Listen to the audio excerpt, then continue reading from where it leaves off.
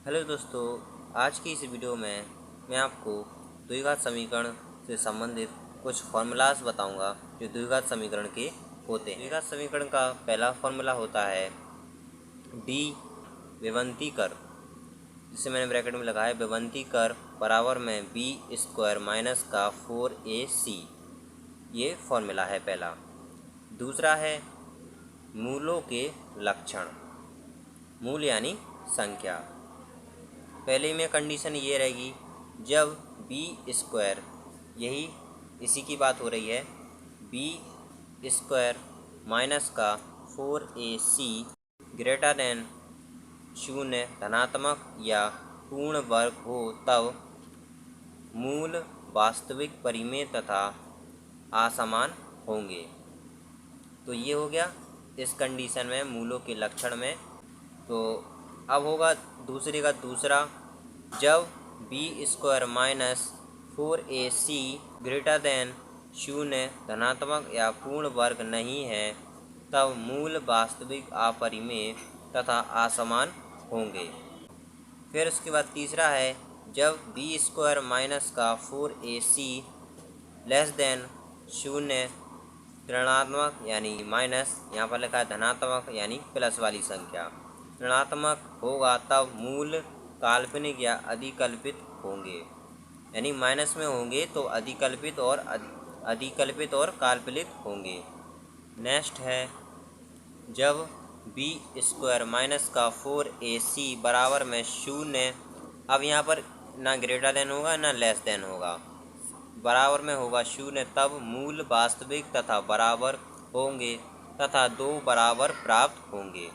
वास्तविक और बराबर होंगे और दो मूल हमें प्राप्त होंगे, यानी दो संख्या प्राप्त होंगी। अब तीसरा जो फॉर्मूला है, पहला दूसरा, दूसरे में यही हेडिंग लिखी हुई है, पहले दूसरा तीसरा चौथा। अब तीसरा फॉर्मूला है जब द्विघात ax स्क्वायर प्लस का bx प्लस का c बराबर में 0 के मूल अल्फ़ा तथा बीटा। ये जो है प्रश्नावली मैं करवा चुका हूँ, आप लोग देख सकते हो प्लेलिस्ट में बनी हुई है। क्लास 10th की ये प्रश्नावली है, उसमें मैंने आपको बताया अल्फ़ा बीटा। तब मूलों का योग अल्फ़ा प्लस बीटा बराबर में माइनस का b अपॉन a। फिर है इसी में होगा, पहले हम करेंगे प्लस अल्फ़ा प्लस बीटा, फिर करेंगे मूलों का गुणनफल। पहले हमने मूलों का क्या किया, योग किया, फिर मूलों का करेंगे गुणनफल यानी गुणा। तो अल्फ़ा बीटा बराबर में c अपॉन a। c होता है आखिरी का पद जो जिसे हम बोलते हैं अचर पद, और a यानी पहला जो पद रहेगा तो हो जाएगा एक्स स्क्वायर का गुणांक। जैसे कि ये एक्स स्क्वायर का गुणांक क्या है, a है, तो वही लिखा है बटे में c अपॉन a। अब 4 वाला फॉर्मूला है वो ये है, जब दो मूल अल्फ़ा तथा बीटा ज्ञात हों और द्विघात समीकरण ज्ञात करना हो, तब द्विघात समीकरण एक्स स्क्वायर माइनस का alpha plus beta x plus alpha beta बराबर में 0, ये फॉर्मूला लगाएंगे जब हमें क्या करना हो, द्विघात समीकरण ज्ञात करना हो।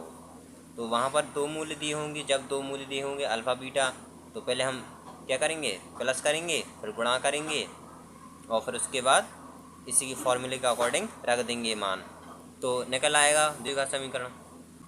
अब जो पांचवा फॉर्मूला है वो ये है द्विघात समीकरण श्रीधराचार्य विधि।